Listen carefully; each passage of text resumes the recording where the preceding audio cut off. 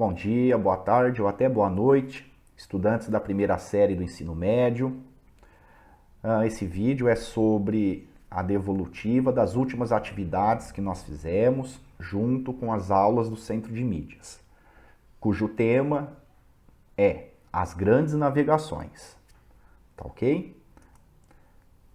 Então eu pedi para vocês lerem o seguinte poema de Fernando Pessoa.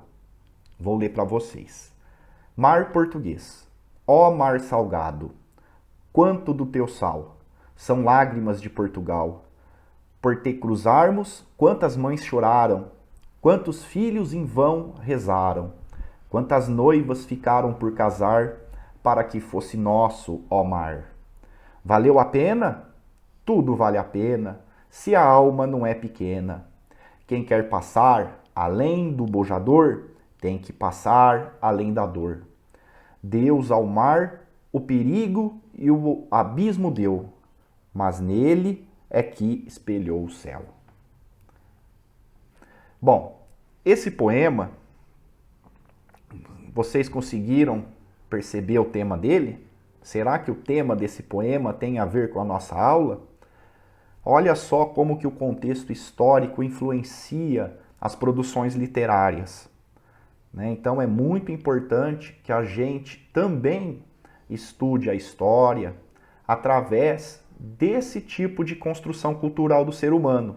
Ou seja, a literatura, que é um importante aliado aos nossos estudos. Tá?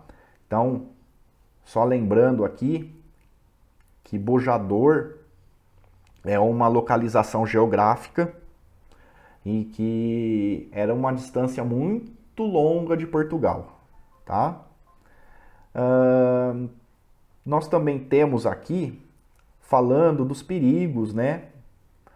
Dos problemas que quando navegadores saíam, não sabia se voltava, né? Então era uma aventura muito perigosa naquela época.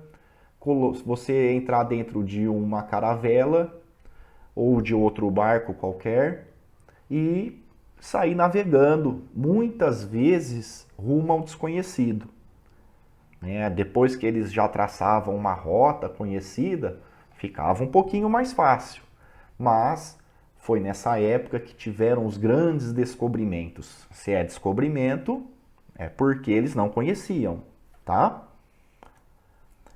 Aí depois era para vocês pesquisarem sobre os desafios enfrentados pelos marinheiros nas expedições marítimas dos séculos XV e XVI, anotando suas considerações no caderno. Então, como que faria essa atividade? Primeiro, o poema ele vai contextualizar a sua busca, né? Ele vai dar um início no seu raciocínio. Depois, com as pesquisas, vocês teriam que ler e registrar aquela parte que a atividade pede, ou seja, os desafios enfrentados. Tá? Não havia necessidade, por exemplo, de copiar o texto inteiro que vocês pesquisaram. Tá? Mas antes da gente responder, ou de eu passar uma sugestão para vocês, durante as pesquisas, vocês devem ter tido contato com alguns aspectos, que é o imaginário dos navegantes dos séculos XV e XVI. Tá? O imaginário, o que as pessoas pensavam na época, que tem relação com as navegações. Tá? Olha só essa figura. Observem bem. Talvez alguns estudantes devem ter tido contato com essa imagem. Então vou ler a legenda.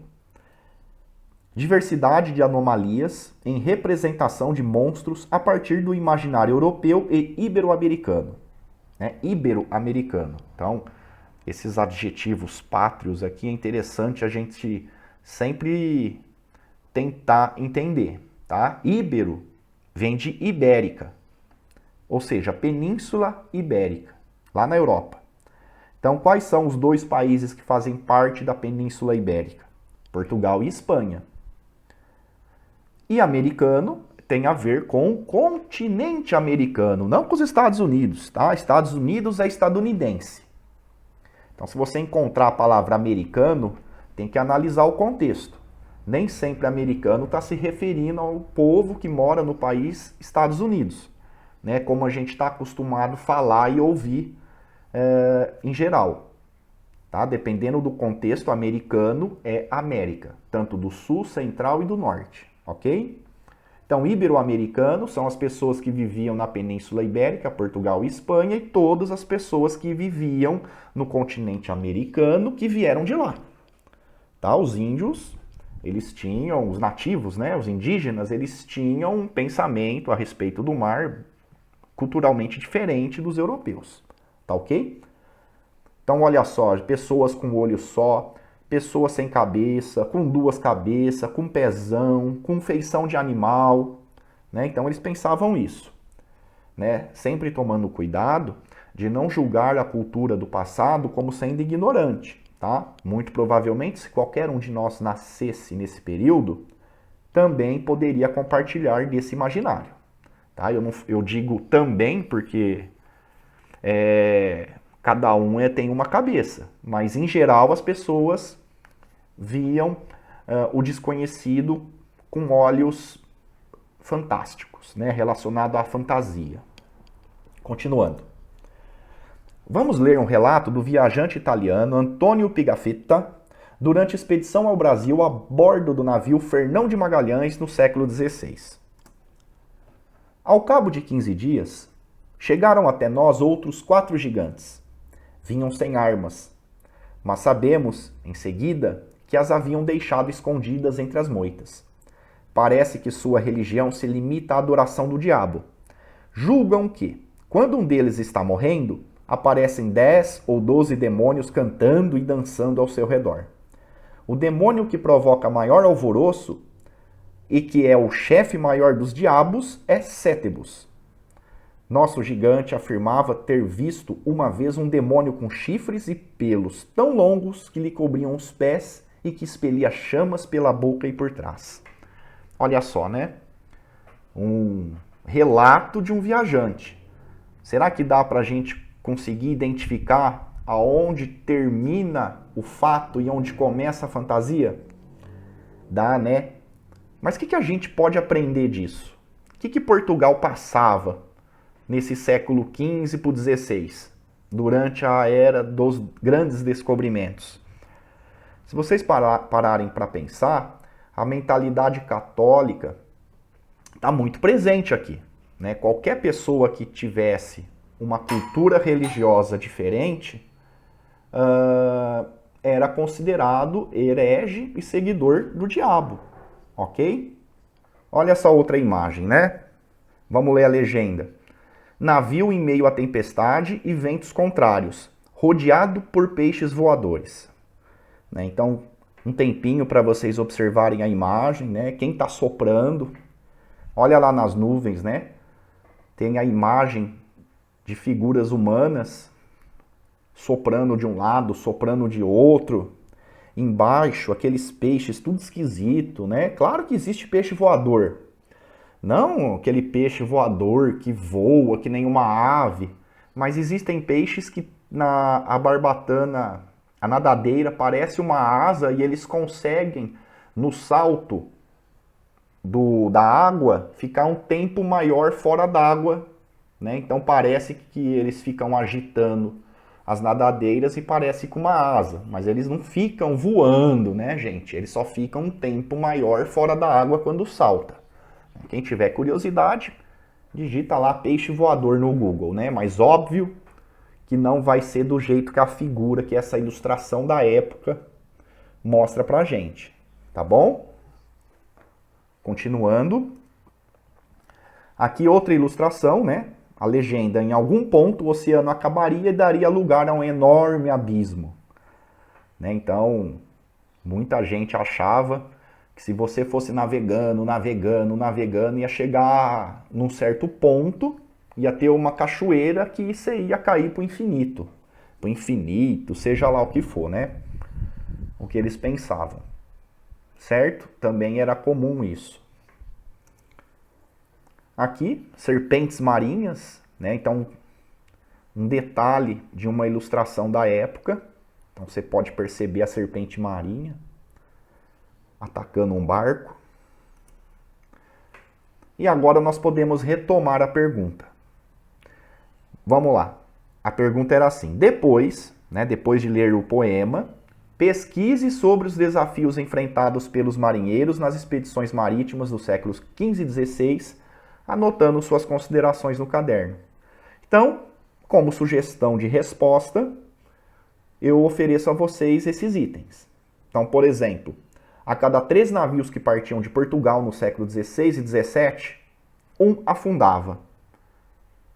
Então, 1/3 dos navios que saíam, um não voltava. 1/3 de cada 3, um. Cerca de 40% da tripulação morria nas viagens, quase metade morria nas viagens. Por que morria? Doenças. O escorbuto, disenteria, febre tifoide, varíola, eram os principais da época. Escorbuto é a deficiência de vitamina C, a falta de vitamina C. Isso causa um sangramento na gengiva, você perde todos os dentes se não cuidar. Então hoje é muito difícil isso acontecer, mas na época uma coisa que os marinheiros não tinham era uma alimentação balanceada. Então era até tá ali embaixo, como sendo um desafio enfrentado a má alimentação.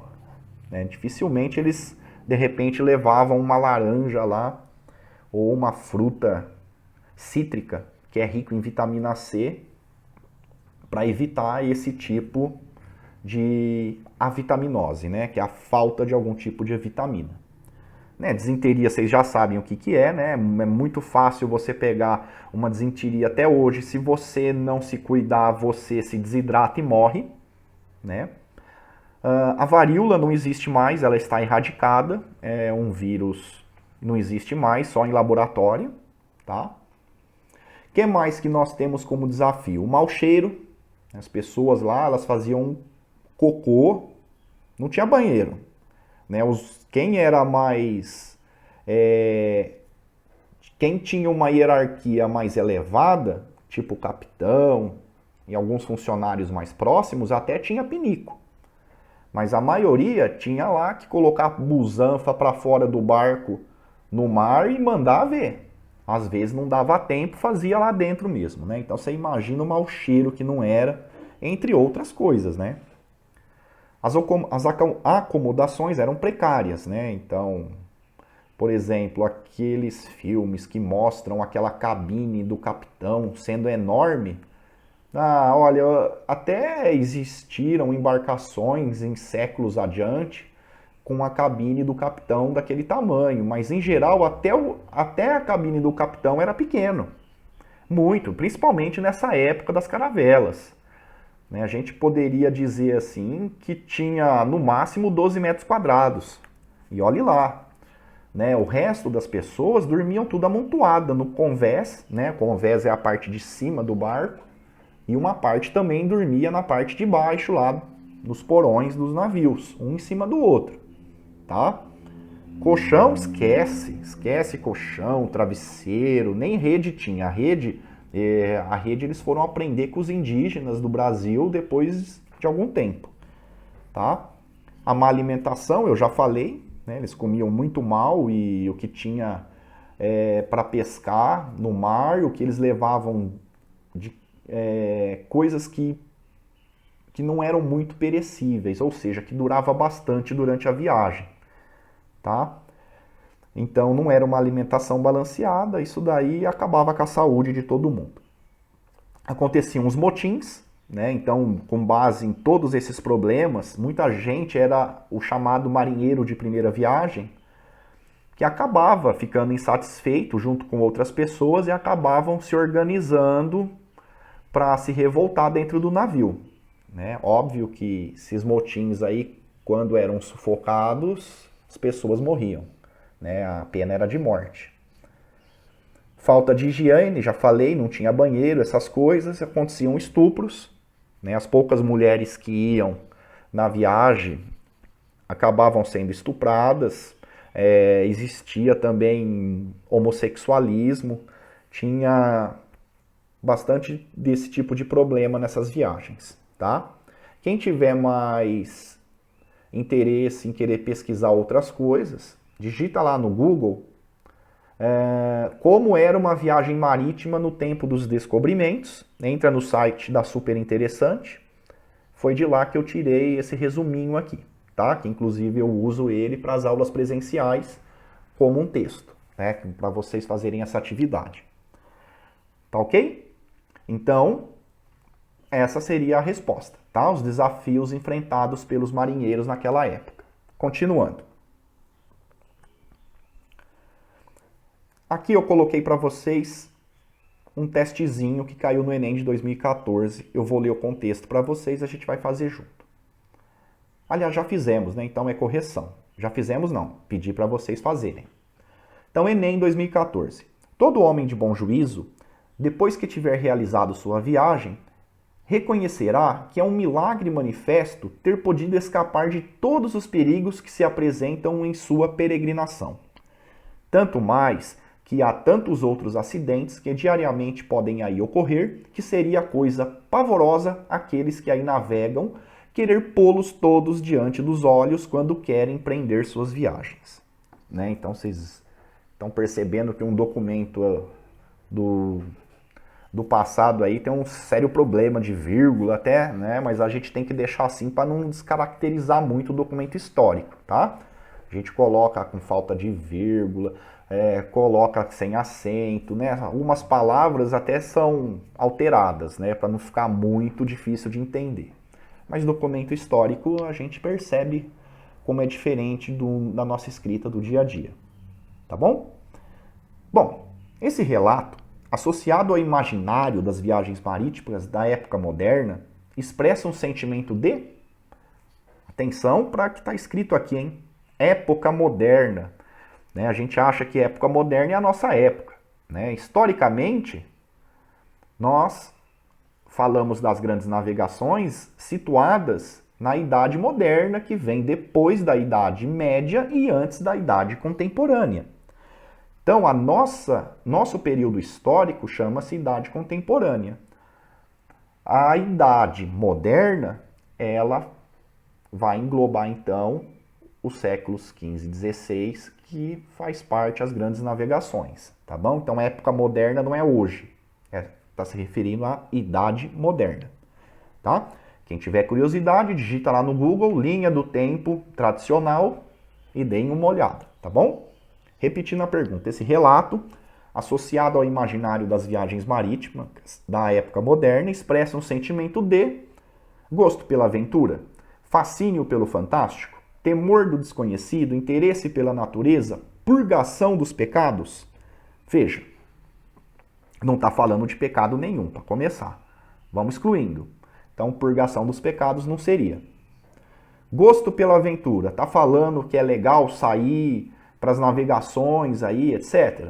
Não tem nada falando, uma coisa pavorosa, homem de bom juízo, se voltar vai ser um milagre manifesto, escapar dos perigos e os acidentes que acontecem diariamente.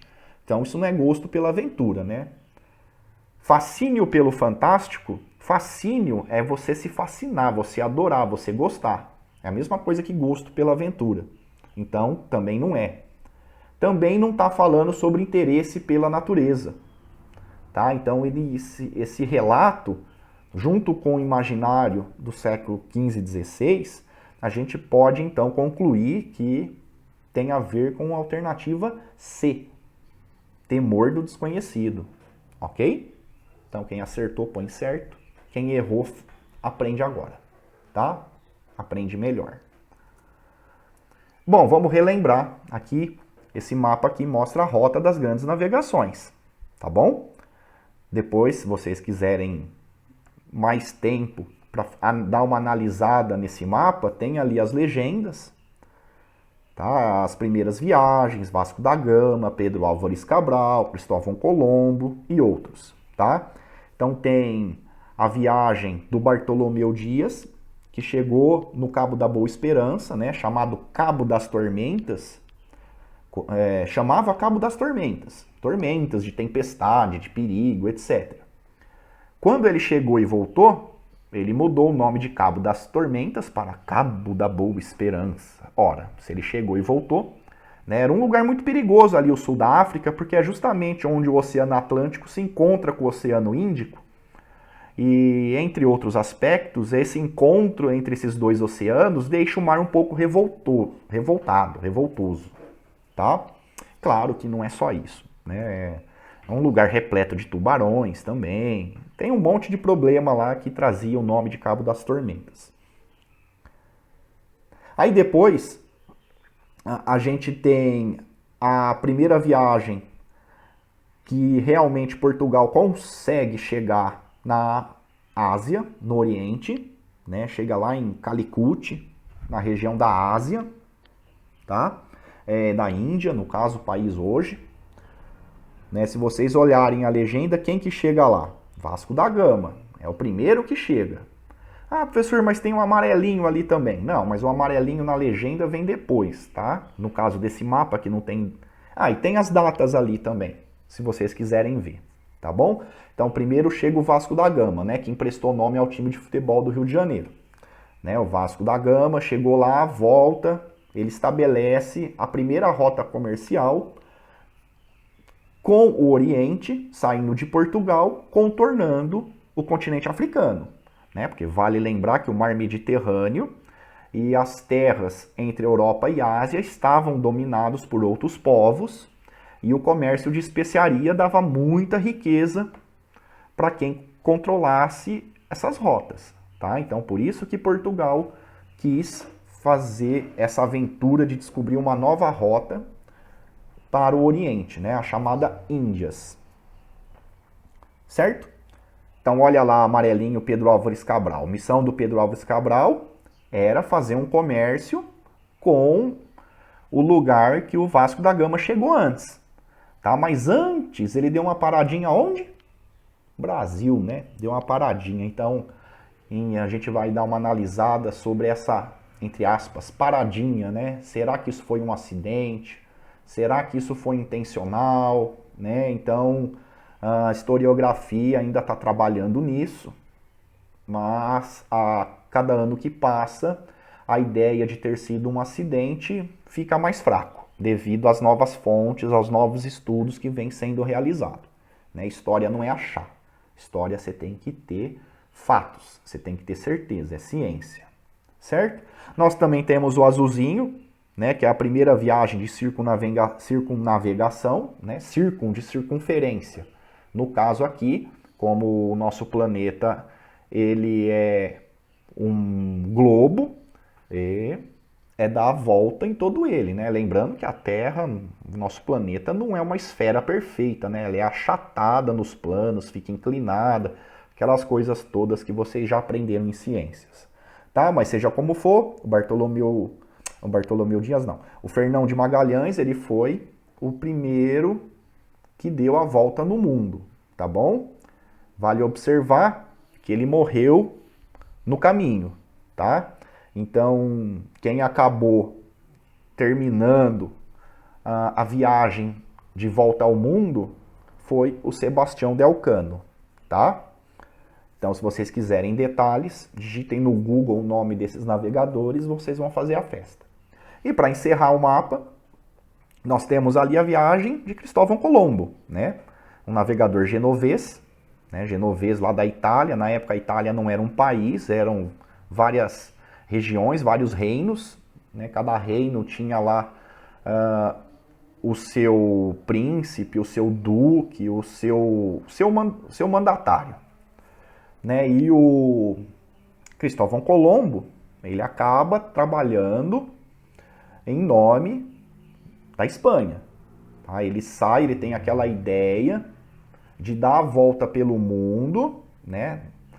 E chegar ao Oriente dessa forma. Só que ele não sabia que tinha um continente lá no meio. Né? Ainda bem que não sabia, porque se não tivesse, ele ia morrer de fome e sede na metade do caminho. Não ia nem chegar na metade do caminho. Então, com essa ideia, ele saiu lá, com as 3 naus lá, Santa Maria, Nina, Pinta, é o nome das caravelas. Aí ele trombou ali na América Central, nas ilhas do Caribe, né? Ele fez mais outras 2 viagens para lá e morreu acreditando que estabeleceu uma rota com o Oriente, que ele não aceitava a ideia que descobriu um novo continente, tá?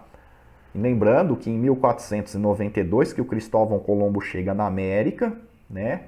E o Pedro Álvares Cabral oficialmente chega aqui em 1500, só depois, tá? Então esse é o mapinha aí para vocês relembrarem como que foram as rotas das grandes navegações, ok? Então, continuando. Chegada de Cabral ao Brasil, acidental ou intencional? Então aqui a gente vai ver então, responder essa pergunta com algum material que eu separei. Bom, aqui nós temos o mapa da chamada Bula Interquetera, de 1493. Essa bula é um tratado, ela dividia dela para a direita como pertencente aos domínios portugueses e à esquerda aos domínio espanhol. Então, nessa época, Portugal e Espanha, como estavam dominando as grandes navegações, os grandes descobrimentos, eles resolveram dividir o mundo entre eles para não ter confusão, tá? Não perguntaram para os outros países da Europa se podia fazer isso, né? Era um acordo entre Portugal e Espanha, tá bom? Depois dessa bula, nós temos o famoso Tratado de Tordesilhas, que veio em 1494, ou seja, depois da Bula Interquetera, tá? Então nós temos aqui nesse mapa ilustrado o que está em roxo como fazendo parte de Portugal, que está em amarelo fazendo parte da Espanha, tá? Observem que o Tratado de Tordesilhas, ele tem 2 linhas, tá? Então esse meio aí do mapa que vocês estão vendo, que está tudo em roxinho, ficaria sendo do domínio colonial português e o resto europeu, tá bom? Ah, professor, mas o que isso tem a ver?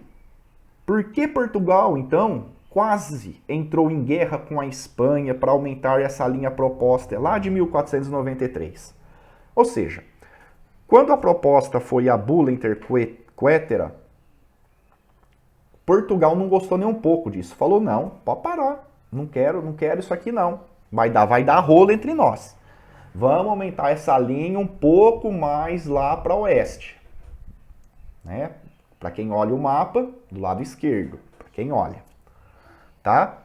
Então, o Tratado de Tordesilhas, ele foi nada mais, nada menos que uma adequação da Bula Interquetera, que aumentava essa linha mais a oeste. Por quê que Portugal deu chilique por conta disso? Né? Olha só, vamos comparar as duas. Essa linha da direita é de 1493, tá? É a Bula Interquetera.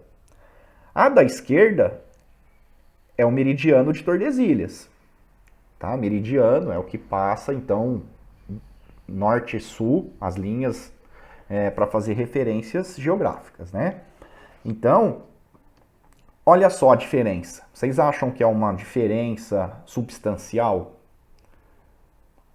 Aquela linha proposta em 1493 e depois Portugal brigando para essa linha aumentar e ela ficou definida em 1994, mais à esquerda aí, mais a oeste.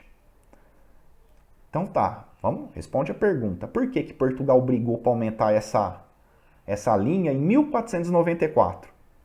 Ué, gente, se o Pedro Álvares Cabral chegou aqui por acidente em 1500, beleza, vamos supor que foi acidente. Na teoria, Pedro Álvares Cabral chegou aqui em 1500, quer dizer, Portugal não sabia de nada. Se Portugal não sabia, por que brigou para aumentar o negócio? Né? Os historiadores dizem que poderia até, Portugal estava tão decidido em ter que aumentar essa linha que o discurso estava próximo de uma guerra. Ninguém quer entrar em guerra. Principalmente 2 países que estavam em acordo naquele momento, onde todo mundo ia ganhar a guerra. Entre 2 países que estão ganhando não é muito inteligente da parte dos dois países, né? Tá? Então fica aí a reflexão. Mas história não é feita de reflexão, precisa de informação, precisa de provas, tá? Então, aos poucos vão surgindo esses estudos. Outras evidências de que Portugal já conhecia o Brasil, né, parte dele, óbvio, antes da chegada do Pedro Álvares Cabral em 1500. Primeiro, em 1498, veio um navegador chamado Duarte Pacheco e chegou ao litoral do atual Pará e Maranhão, né, nordeste do Brasil. Tá? Em 1498. Ó, só para retomar, 1492 foi quando Colombo chegou pela primeira vez na América. Tá? Em 1499, um navio espanhol rumo à América do Sul, com o comandante Américo Vespúcio, pode ter chegado ao Brasil nessa época. Né? Isso é um estudo que ainda está em andamento. 1499. Em 1501, ele vem oficialmente ao Brasil, já trabalhando pelo governo português, né? Da Espanha, depois para Portugal. Tá? Vespúcio também era italiano.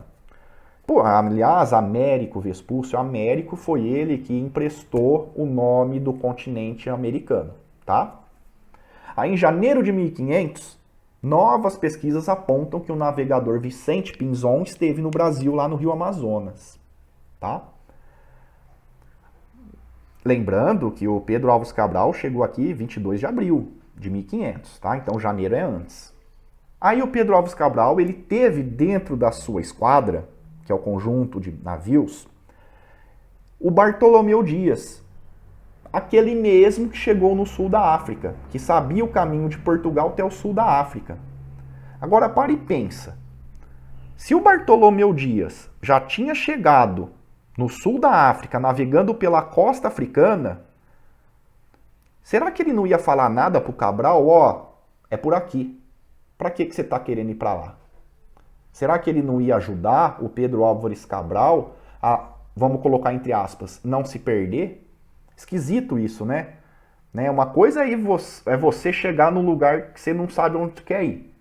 Outra coisa é que nesse caminho você tem alguém que conhece o caminho, se você errar, o outro vai falar, ó, tá errado, é por aqui. Não é verdade? É estranho, né? Por último, Cabral nunca havia pilotado um navio antes. Todos os registros técnicos, todos os documentos técnicos que sobraram dessa expedição foram feitos por membros da população, inclusive com a ajuda do Bartolomeu Dias. Tá bom?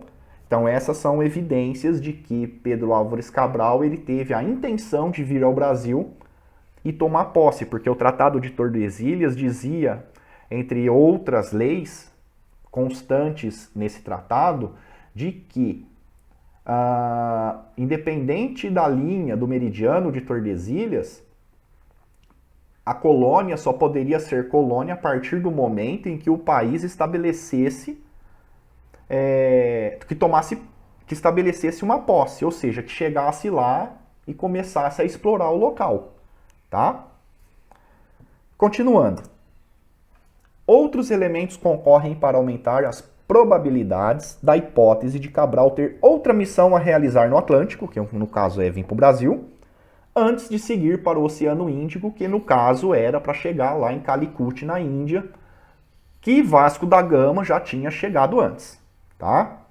Entre outros, tem muitos, tá, gente? Entre outros, a gente pode citar mais 3. Instruções confidenciais, né, em segredo, transmitidas pelo rei ao capitão-mor da armada, que jamais se tornaram conhecidas. Então existiam instruções confidenciais, que é óbvio que isso não foi guardado. Se é confidencial, ou eles rasgavam e botavam fogo na época, ou comia. Né? Não ia guardar uma coisa que é confidencial, né? Que nem hoje que os governos guardam documentos confidenciais. Na época não tinha essa ideia. Então, se você não tem esses papéis provando alguma coisa, fica difícil você fazer história, né? 2. A permanência da frota na Terra por uma semana. Demora que não se justificaria caso o único objetivo de Cabral fosse atingir rapidamente Calicut. Ora, para que ficou uma semana se eles tinham se perdido? Se eles tinham se perdido e achou terra firme, ué, para que ficar uma semana, repito? Vai lá, se ajeita, pega suprimento aqui ou ali, tchau, volta lá para o outro caminho. Tá? Mas não, ficaram uma semana lá fazendo um monte de coisa. 3. O grande interesse demonstrado em conquistar a simpatia dos indígenas brasileiros. A esquadra de Cabral deixou no Brasil 2 degredados. Degredados é que são expulsos por algum crime que cometeu lá em Portugal. Então, eles acabam sendo expulsos do país para outros domínios portugueses, para fazer trabalho, para ficar lá. É tipo ser mandado embora do país. É um tipo de pena que existia, era muito comum, os degredos, tá? Então deixou 2 degredados aqui no Brasil com o objetivo de aprender a língua dos índios e recolher informações sobre seu modo de vida. Então as pessoas entendem, ué, o que essas 2 pessoas estavam fazendo lá que ficaram no Brasil justamente para aprender a língua dos índios? Isso pode ser numa hipótese de que Portugal já tinha preparado isso. Tá? Ele, claro, né, gente, poderia ter deixado em outras feitorias na costa da África, né? Feitoria é entreposto comercial, é onde, no caso, Portugal, né, que estamos falando de Portugal, onde Portugal deixava construções para fazer comércio com povos nativos daqueles locais diferentes, né? Então a África tinha bastante comércio com Portugal, não era só escravo, tá? Depois que o tráfico negreiro vai se tornar uma atividade econômica extremamente lucrativa, a mais lucrativa de todas, tá? Bom, então tudo isso faz com que a gente pense, né? É um conhecimento ainda aberto, próximo de ser provado, de que, ou já provado para alguns historiadores, de que o Pedro Álvares Cabral, ele não descobriu o Brasil coisa nenhuma, ele veio aqui para tomar posse e fez o que fez, tá? É isso, espero que tenham gostado, apesar de ser uma atividade longa, fica aí para quem ainda tiver alguma dúvida, alguma observação, mandar em privado para mim, eu terei prazer em responder, tá? Um abraço e tchau!